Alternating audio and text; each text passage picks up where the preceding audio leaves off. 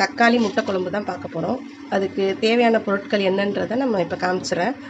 வந்து 1/2 கிலோ தக்காளி எடுத்திருக்கேன், ஒரு 100 கிராம் பெரிய வெங்காயம், ஒரு 6 பச்சை மிளகா, ஏன்னா இதுக்கு நம்ம மிளகாத்தூள்லாம் எதுவுமே போட போகிறதில்ல, 6 பச்சை மிளகா, ஒரு 5 முட்டை எடுத்துருக்கோம்.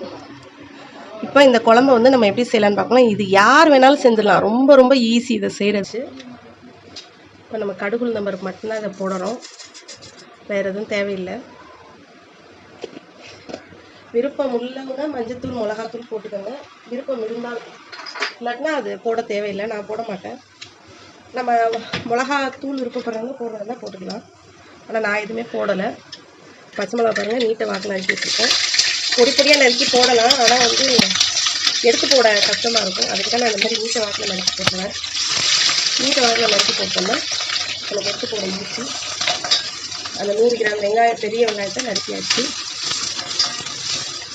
இப்போ எல்லாத்தையும் நல்லா வதக்கிக்கலாம். இப்போ இந்த பச்சை மிளகாவோட வாசனை நல்லா நமக்கு அதை இறங்கிடும். நான் இதிலே உப்பும் போட்டுட்டேன், இதுக்கு தேவையான அளவு.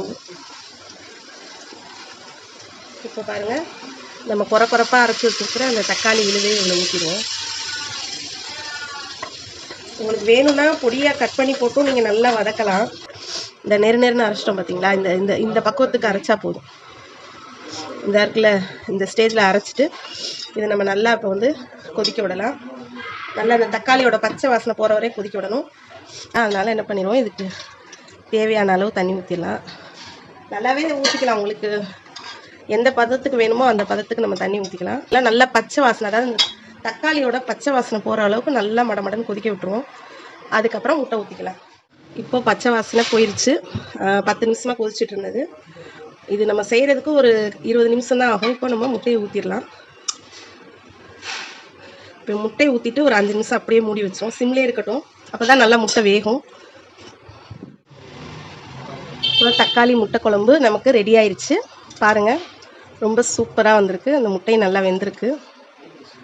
இதை ஊற்றி சாப்பிட சூப்பராக இருக்கும், ரொம்ப ரொம்ப டேஸ்ட்டாக இருக்கும். ரொம்ப ரொம்ப சிம்பிள், யார் வேணாலும் இந்த குழம்பு வச்சிடலாம், ரொம்ப ஈஸி. கண்டிப்பாக நீங்களும் எல்லோரும் ட்ரை பண்ணுங்கள் இந்த குழம்பு வைக்க. நான் எந்த மசாலாவும் போடலை, ஒன்றும் போடலை, வெறும் தக்காளி தான். இப்போ வந்து வெஜிடேரியனாக இருக்கிறவங்க ஐயோ முட்டை போட்டிருக்கீங்களே அப்படின்னா, எங்கள் வீட்டில் வந்து நான்வெஜ் சாப்பிட்றவங்க முட்டை இல்லாமல் எதையும் சாப்பிட மாட்டாங்க. அதனால் நான் முட்டை போட்டு செஞ்சுருக்கேன். நீங்கள் என்ன பண்ணிடுங்க, சும்மாவே அதாவது முட்டை போடாமல் இதே மாதிரி செஞ்சு சாப்பிட்டு பாருங்கள். இட்லி, தோசை, இடியப்பம் எல்லாத்துக்கும் நல்லாயிருக்கும், சாதத்துக்கும் ரொம்ப ரொம்ப சூப்பராக இருக்கும். வச்சு சாப்பிட்டு பாருங்கள், ரொம்ப டேஸ்ட்டாக இருக்கும்.